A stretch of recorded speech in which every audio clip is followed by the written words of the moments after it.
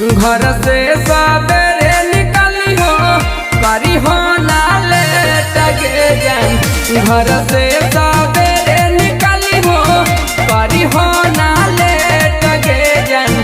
शेखपुरा के मेलावा में करबो तोर हमें बेट गे जान। जमुई के मेलावा में करबो अरे हेलो, अरे हाँ हाँ हेलो।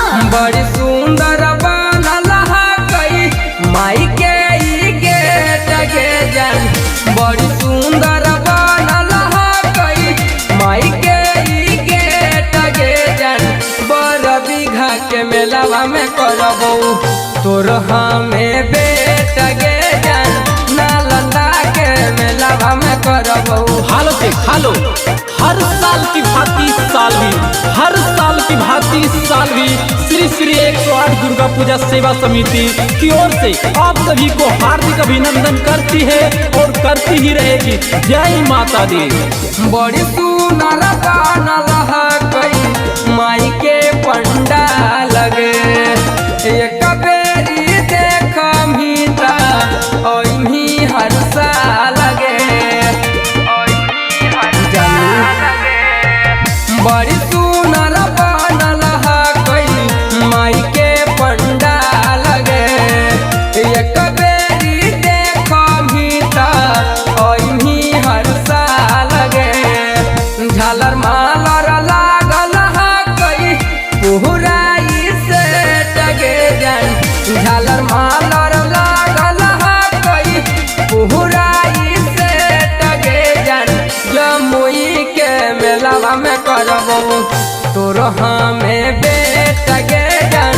गिधौरा के मेलावा में करबो। एक आवश्यक सूचना, एक आवश्यक सूचना। अरे ओ मोबाइल वाला साइड होके बात करो ना यार। हालो से खालो, एक बच्चा खो गया है जो अपना नाम घंटू बता रहा है। जिस किसी का बच्चा हो वो स्टेज के पास से लेकर जाए। जे जे तू कहमी गे सोना तोरा दिलाइबो।